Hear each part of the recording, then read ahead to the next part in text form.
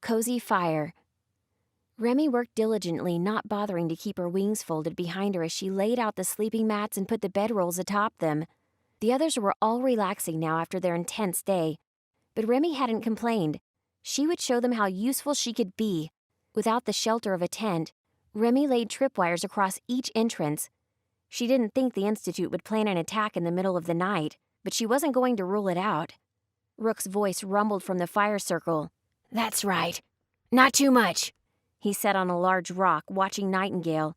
She puffed on a ball of smoldering kindling, and soon the fistful of plant fibers started to smoke. "Get it into the rest of the wood, quick!" She did, and soon the little fire roared to life. "That wasn't that hard."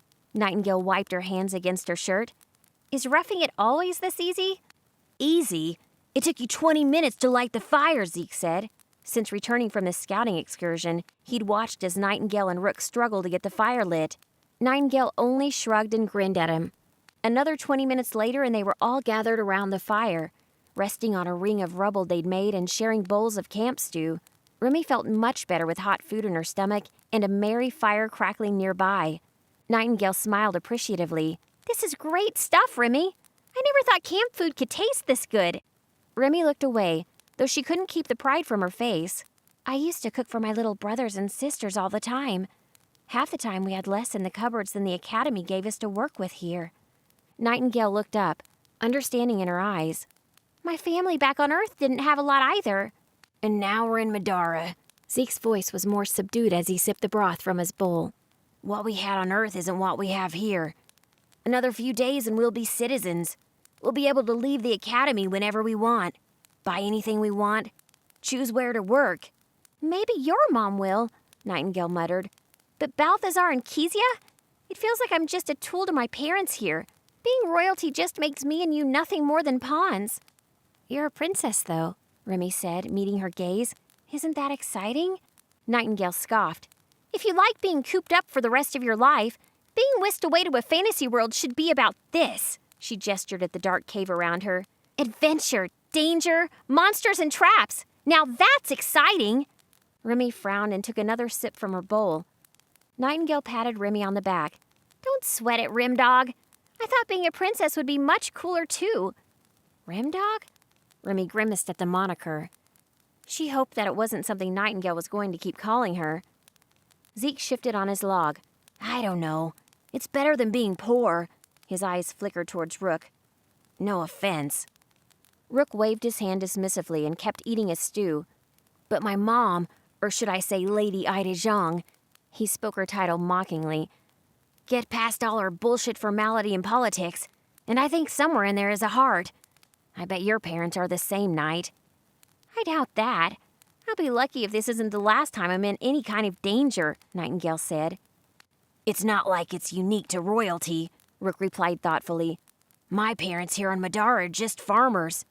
They're great, but I don't think farming is for me. I'd rather do something a bit more exciting, too." Nightingale made a grunt in agreement, and there was a long pause. Remy looked up and found all three of them looking at her, and she shuffled uncomfortably under the weight of their stares. "What about you, Remy?" Nightingale finally asked. "I've heard Zeke complain about his mom 1,000 times, but I've never really talked to you." Remy hesitated but took a breath. "Well, all I have here is my father, and he's—" She looked away.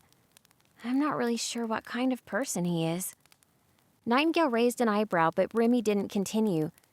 She didn't want them to think less of her. Rook saved her from having to elaborate. "We should rest." He set the pot down beside the fire, completely empty. "We'll need our strength for tomorrow." Remy slept uneasily in the dark cave, tossing and turning on the uneven stone. The school hadn't given them tents, and the sleeping bags they'd been given were threadbare and offered little insulation. From the occasional shifting or grunt she heard in the dark, Remy was fairly sure her new friends were all equally uncomfortable. The next morning, Rook woke her with a gentle nudge and the smell of hot oatmeal.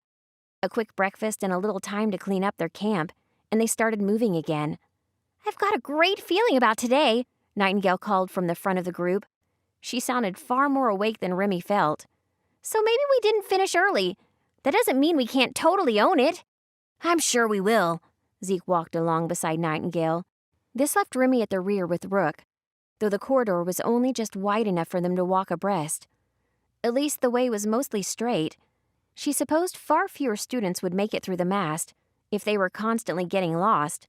They didn't have far to go before the path widened, running along the edge of a dank pond.